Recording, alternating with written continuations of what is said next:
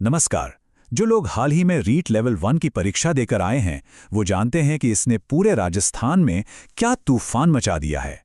तो चलिए आज इसी पर गहराई से बात करते हैं। और सच में परीक्षा हॉल से बाहर निकलने वाले ज्यादातर उम्मीदवारों के मन में बस यही बात थी, एकदम से हैरान और निराश कि ये क्या दे दिया गया है।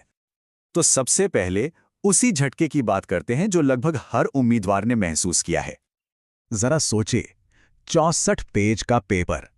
ये इतना लंबा और भारी भरकम था कि कई लोगों ने कहा कि भाई ये पेपर थोड़ी है, ये तो पूरा अखबार या एक बुकलेट है। और इसी लंबाई और जटिलता की वजह से उम्मीदवारों में एक भारी निराशा छा गई। हालत तो ये थी कि कई लोग तो दिए गए समय में सारे सवाल पढ़ भी नहीं पाए, सॉल्व करना तो दूर की बात है। और ये जो लाइन है ना, दिल निराश है, अरमान टूटे हैं, ये उन लोगों के जज्बातों को बिल्कुल आईने की तरह दिखाती है जिन्होंने सालों साल इसकी तैयारी में लगा दिए थे। तो यहां से एक बड़ा सवाल खड़ा होता है जो शायद सबके मन में है। आखिर ये पेपर इतना मुश्किल बनाया ही क्यों गया था? देखिए, ये जो जटिलता थी ना, ये कोई गलती से नहीं हुई। इसके पीछे बोर्ड का एक सोचा समझा प्लान था, एक तर्क था।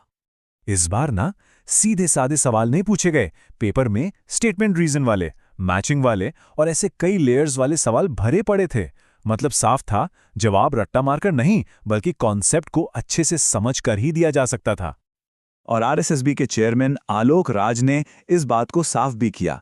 उन्होंने कहा कि ये कठिनाई जानबूझकर रखी गई थी ताकि नकल पर लगाम लगे, पेपर लीक बेअसर हो जाए और सिर्फ वही उम्मीदवार चुने जाएं जिनकी विषय पर गहरी पकड़ है, ना कि सिर्फ रटने वालों की। अच्छा, अब आते हैं उस सवाल पर जिसका सबको इंतजार है, कट ऑफ कितनी जाएगी। चलिए इसका पूरा समीकरण समझते हैं कि कौन कौन से फैक्टर्स इसको तय करेंगे। यहां देखिए, कई चीजें एक साथ काम कर रही हैं। एक तो पोस्ट्स कम है, ऊपर से पेपर का लेवल बहुत हाई था।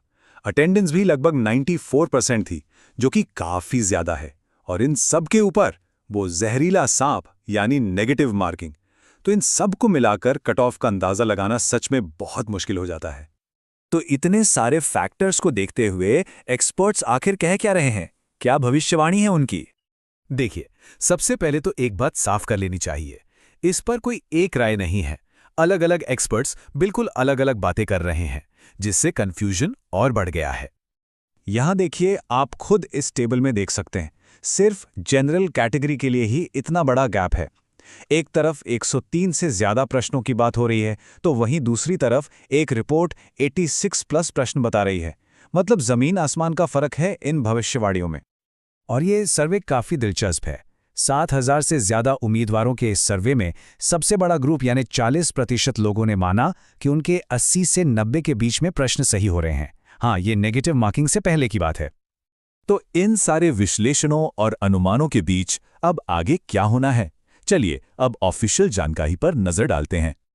हाँ, और ये सारी जानकारी बिल्कुल ऑफिशियल है, सीधे आरएसएसबी चेयरमैन आलोक राज के अपडेट से ली गई है। तो ऑफिशियल टाइमलाइन क्या कहती है? फरवरी के तीसरे या चौथे हफ्ते में प्रोविजनल आंसर की आ जाएगी और कोशिश ये है कि मार्च के अंत तक डॉक्यूमेंट वेरिफिकेशन से पहले वाला रिजल्ट भी जारी कर दिया जाए। तो बस थोड़ा और इंतजार। इस पूरी परीक्षा ने एक नया स्टैंडर्ड सेट कर दिया है। अब सबसे बड़ा सवाल यही है, क्या शिक्षक भर्ती के लिए ये नया पैटर्न ही आगे का भविष्य है? क्या आने वाले एग्जाम्स भी इतने ही कठिन और जटिल होंगे? इसका जवाब तो अब वक्त ही देगा।